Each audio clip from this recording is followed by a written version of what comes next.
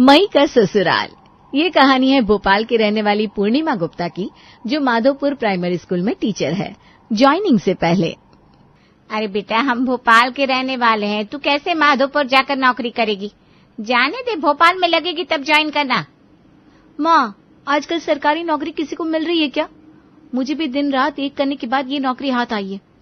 अब पास और दूर के चक्कर में नौकरी हाथ से जाने नहीं दूंगी। आप चिंता मत करो, मैं मैनेज कर लूंगी।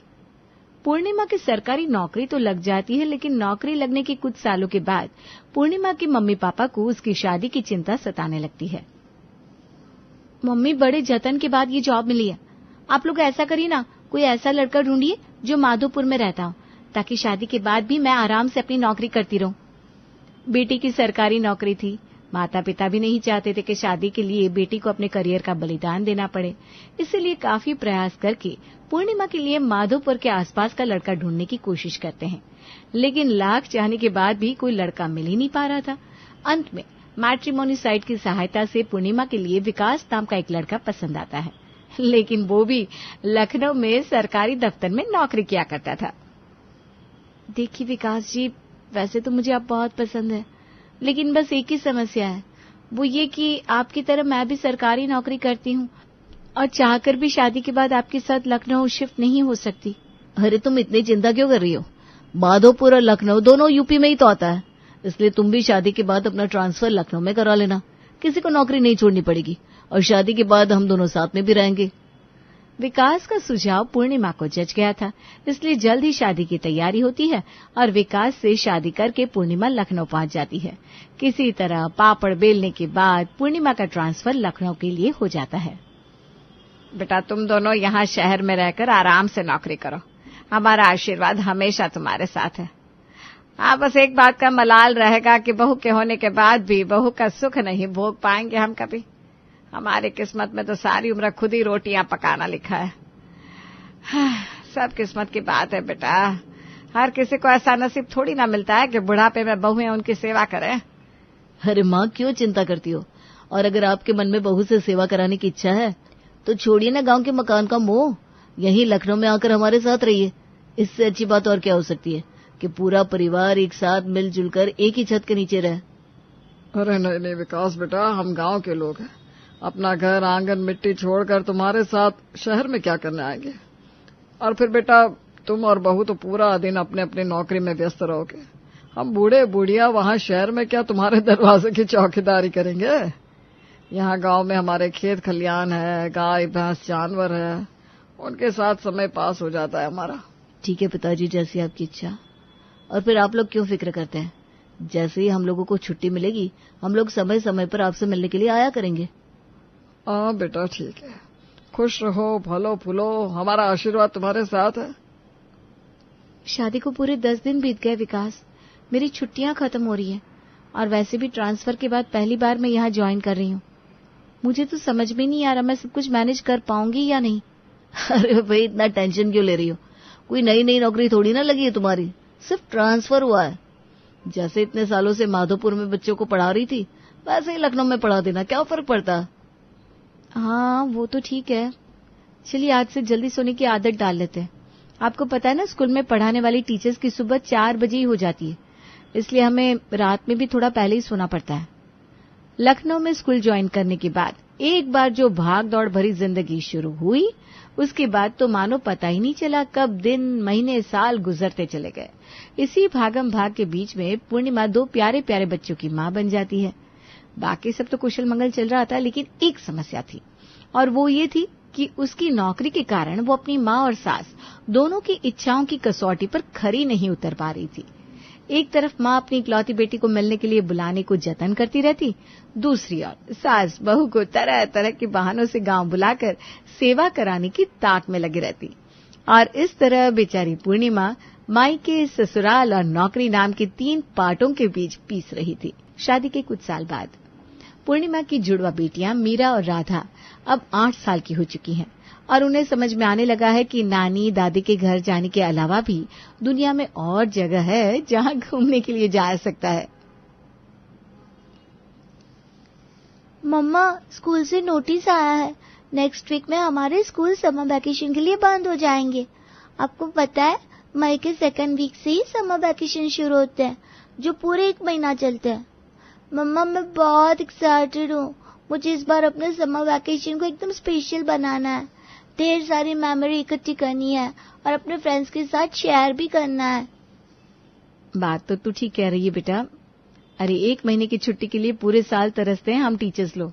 इस 1 महीने में ही तो खुलकर जी पाते हैं, वरना सवेरे 4 बजे उल्लू की तरह आधी नींद में उठकर घर के काम निपटा कर स्कूल जाते जाते ऐसा लगने लगता है कि हम तो ऐसे ही चक्कर घिन्नी की तरह घूमते रह जाएंगे।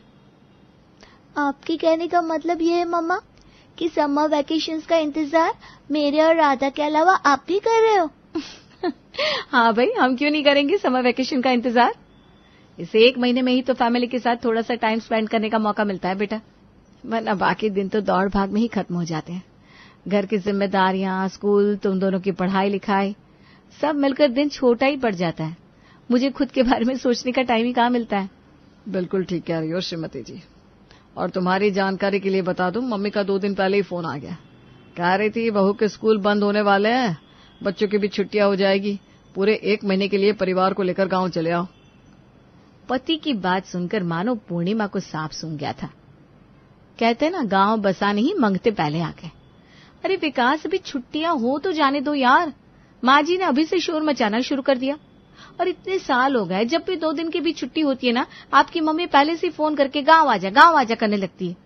हमारा कोई और प्लान भी तो हो सकता है ना। मम्मा बिल्कुल ठीक कह रही है पापा। पिछले साल भी समर वैकेशन में आप बहला फुसलाकर हमें गांव ले गए थे। पूरा 1 महीना बोर हो गए थे हम। आपको दादा दादी से मिलने के लिए जाना है तो हम मना नहीं करेंगे, लेकिन पूरा 1 महीना हम लोग गांव में नहीं रहने वाले। अरे ये कैसे संस्कार दे रही हो तुम अपनी बेटियों को? यही सिखाकर बड़ा करोगी कि बच्चे दादा दादी से मिलने के लिए गांव जाने से इनकार कर रहे हैं? देखो विकास, मेरा मूड खराब करने की जरूरत नहीं है, और मैं बच्चों को क्यों गलत शिक्षा दूंगी। ये बच्चों के अपने विचार है, मैंने उनके ऊपर थोपा नहीं है। और ध्यान से सुनो, बच्चे दादा दादी से मिलने के लिए मना नहीं कर रहे हैं। वो कह रहे हैं कि साल भर में उन्हें सिर्फ 1 महीने की छुट्टी मिलती है, और इस 1 महीने की छुट्टी को वो अपने तरीके से एंजॉय करना चाहते हैं। पूरा 1 महीना गांव में नहीं रहना चाहते। दादा दादी से मिलकर 5-7 दिन में वापस आ सकते हैं ना हम लोग। ऐसा कौन सी किताब में लिखा है कि छुट्टी होगी तो पूरा 1 महीना हम लोग गांव में ही बिताएंगे? अच्छा तो ठीक है, अगली बार माँ का फोन आएगा ना तो मैं बोल दूंगा कि एक बार बहू रानी से ही बात कर लो ना। ये सारे लॉजिक तुम माँ को समझा देना। हाँ समझा दूंगी। मैं डरती हूँ क्या तुम्हारी मम्मी से? और ये क्या बात होती है? शादी को 10 साल होने वाले, सारी जिंदगी इंसान सिर्फ दबाव में जीता रहेगा क्या? साल के 11 महीने नौकरी में जिंदगी खराब करो, 1 महीना जीने के लिए मिलता है, उसमें भी इनकी माताजी दबाव बनाना शुरू कर देती। पूर्णिमा गुस्से में बड़बड़ाते हुए रसोई में जाकर डिनर की तैयारी करने लगती है। मम्मा अब पापा के साथ झगड़ा मत करो प्लीज। पापा एक बार गुस्सा हो गए ना तो सारे वेकेशन का प्लान बर्बाद हो जाएगा। आप प्यार से पापा को मना लो ना। इस बार हमें सच में गाँव नहीं जाना। आपको पता है, हर बार वेकेशंस के बाद जब हम लोग स्कूल जाते हैं तो सारे बच्चे अपने वेकेशंस की फोटो मेमोरी शेयर करते हैं। वेकेशंस में कोई पहाड़ों पर घूमने जाता है, कोई बीच पर। वो आर्यन है ना, वो तो पिछले समर वेकेशन में अमेरिका घूम कर आया, और हमें तो आप लोग आज हरिद्वार तक भी नहीं लेकर गए। हमें भी घूमने जाना है। राधा बिल्कुल ठीक कह रही है मम्मा। बाकी टाइम तो आप और पापा छुट्टी नहीं है बोलकर टाल देते हो। अब कम से कम छुट्टियों में तो हमें कहीं घुमाने ले चलो। हाँ बेटा, तो मैं कब मना कर रही हूँ? ये बात तुम जाकर अपने पापा से कहो ना। उनके लिए तो उनका गांव ही कुल्लू मनाली है, और वही उनका हरिद्वार। उनकी सोच गांव से शुरू होकर गांव पर खत्म हो जाती है। अरे भाई, क्या मीटिंग कर रही हो रसोई में खड़े होकर तुम तीनों माँ बेटी? हम कोई मीटिंग नहीं कर रहे हैं, बस मैं बच्चों को बता रही थी कि तुम्हारे पापा के लिए होली दिवाली हो तो गांव चलो, समर वेकेशन है तो गांव चलो, विंटर वेकेशन है तो गांव चलो। गांव नहीं हो गया, हिल स्टेशन हो गया। और ठीक है ना, अगर माँ बाबूजी को बच्चों से मिलने का इतना ही मन करता है तो 2-4 बार वो भी तो हमारे पास शहर आकर बच्चों के साथ समय बिता सकते हैं। वैकेशन को 1 हफ्ता बाकी है। अभी से वैकेशन के बारे में सोच कर दिमाग का दही मत करो। फटाफट से डिनर तैयार करो, भूख लग रही है, पेट में चूहे कूद रहे। तुम तो बिल्कुल तलवार निकाल कर कत्ले आम के मूड में आ जाती हो। तुम्हारे जितनी एनर्जी नहीं है भाई हमारे अंदर कि बात बात पर सिर्फ झगड़ा ही करता रहूं। पति की बात सुनकर फिलहाल तो पूर्णिमा शांत हो जाती है और सबके लिए डिनर बनाने में लग जाती है। अगले दिन अरे बेटा, तुमसे बात ही नहीं हुई कई दिन से।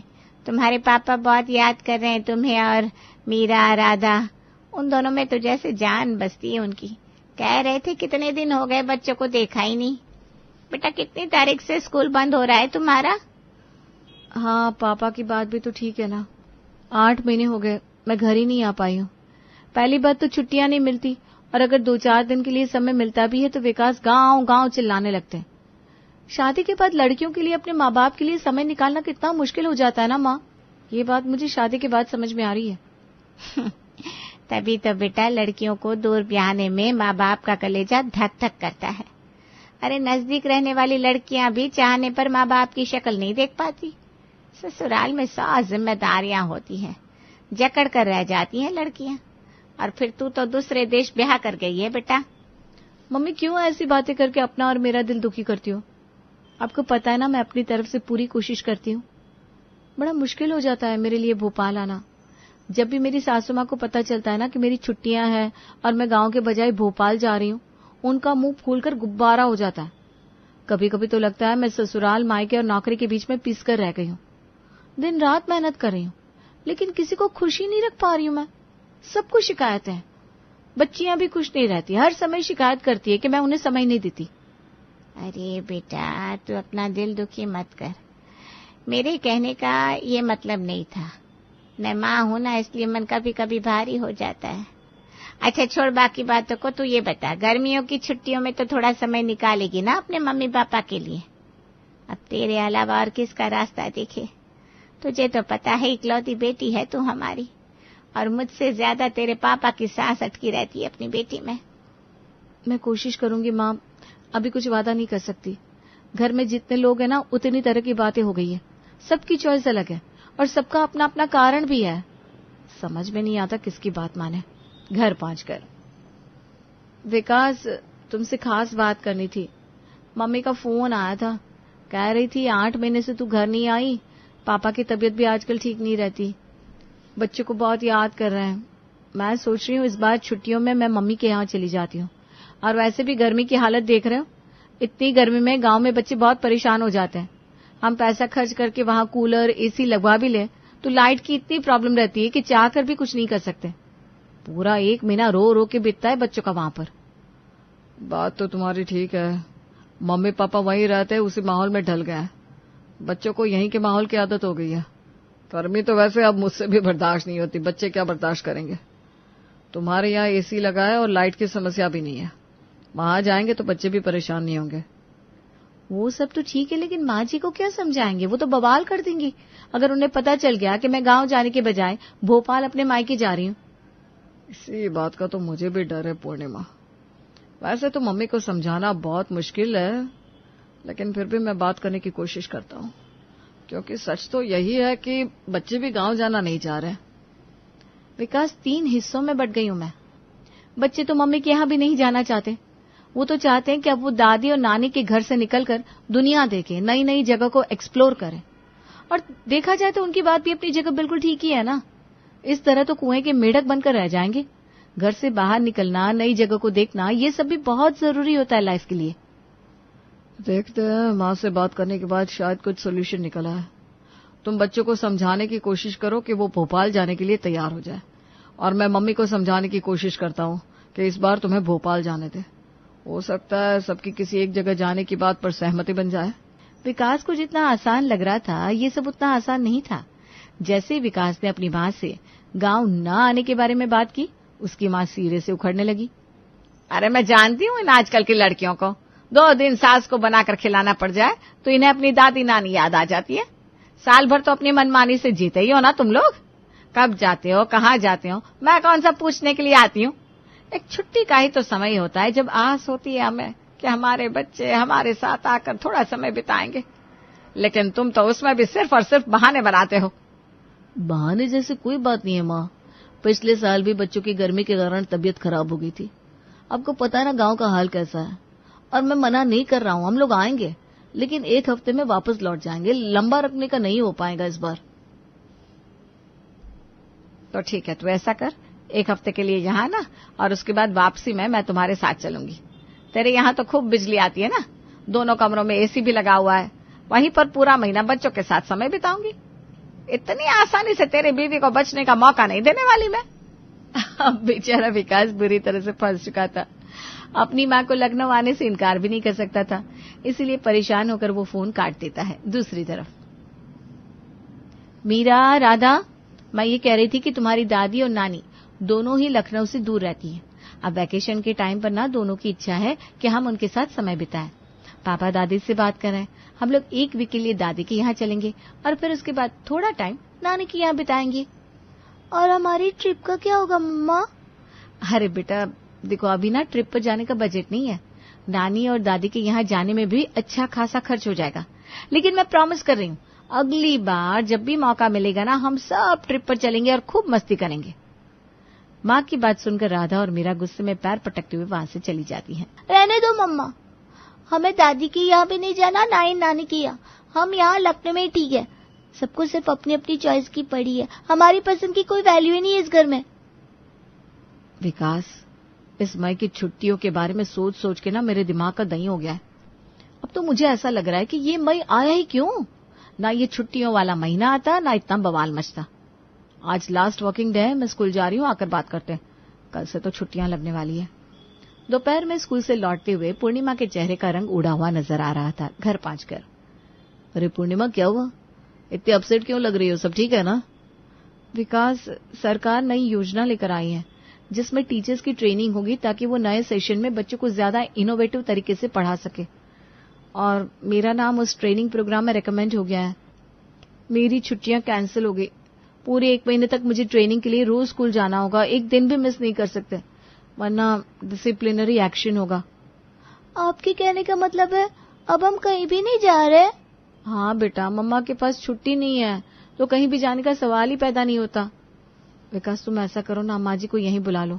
मैं ट्रेनिंग प्रोग्राम में चली जाऊंगी तो बच्चे घर में अकेले रह जाएंगे। इसी बहाने बच्चों को दादी की कंपनी मिल जाएगी। ठीक है, मैं फोन कर देता हूँ। विकास अपनी माँ को फोन करके पूर्णिमा की ट्रेनिंग प्रोग्राम के बारे में बताता है। अरे बेटा, मुझसे तो तू हाथ जुड़वा ले। मैं तेरे घर पर 4 दिन के लिए आ रही थी कि तेरी बीवी के हाथ का बना हुआ गरम गरम खाना खाऊंगी। उल्टा तेरी लुगाई मुझे ही चौकीदारी करने के लिए बुला रही है। मुझसे ये सब ना होगा बेटा, तो अपना देख ले, हम यहाँ गांव में ही ठीक है। पूर्णिमा, माँ तो आने से मना कर रही है। तुम्हारे मम्मी पापा का भी तुमसे मिलने का बहुत मन था ना। देख लो, अगर वो आना चाहे तो उन्हें यहाँ बुला लो, तुम तो जा नहीं पाओगी।